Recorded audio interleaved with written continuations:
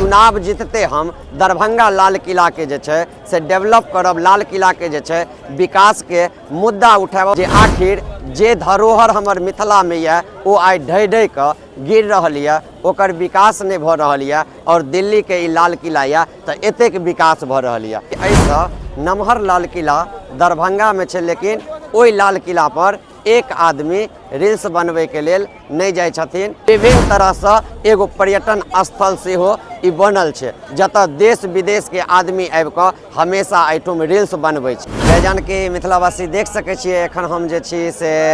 लाल किला दिल्ली में छी और अहाँ के एखन देखा रहल छी जे ई लाल किला जे छै ई दरभंगा लाल किला से छोट लाल किला छै और कारण एके गो छै एठुम भीड़ लागे के जे ई दिल्ली छियै, राजधानी छियै और एतुका जे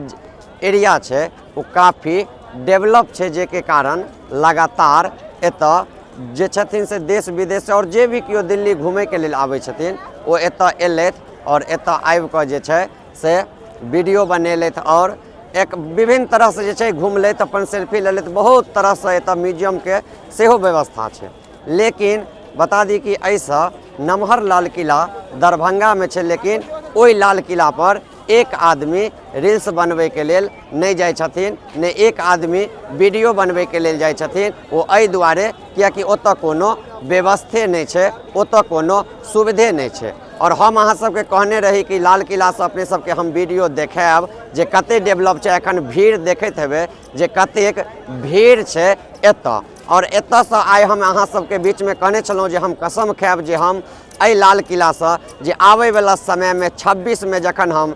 ललित नारायण मिथिला विश्वविद्यालय से मिथिला क्षेत्र से MLC के स्नातक के चुनाव लड़ब तो चुनाव जीतते हम दरभंगा लाल किला के जे छै से डेवलप करब, लाल किला के जे छै विकास के मुद्दा उठाब और निरंतर हम ई प्रयास जारी कर देलहुँ हन। अहूँ सबके एखन हम देखा रहल छी जे देखियो कतेक भीड़ छै, कतेक आदमी आबै छै और कतेक एठुम सुविधो छै, कतेक आदमी के व्यापार चल रहल छै, रोजगार चल रहल छै और विभिन्न तरह से एगो पर्यटन स्थल से हो ई बनल छै, जतऽ देश विदेश के आदमी आबि कऽ हमेशा एठुम रील्स बनबै छै। तो हमर कहे के मतलब एतऽ आवे के मतलब एके गो छलै जे मिथिलावासी के जागरूक करू, मिथिलांचलवासी के जगाबी जे आखिर जे धरोहर हमर मिथिला में है वो आई ढह ढह के गिर रहल है, ओकर विकास नहीं भ रहल है और दिल्ली के ई लाल किला है तो एतेक विकास भ रहल है। अहाँ मिथिलांचलवासी से हम आग्रह करब जे 2025 में विधानसभा के सेहो चुनाव छै,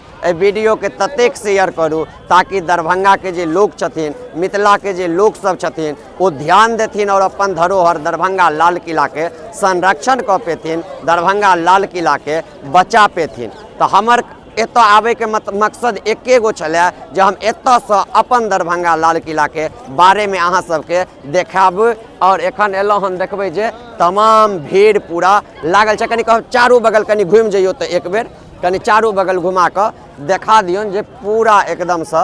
भीड़ एठुम लागल छै और अहाँ के जगह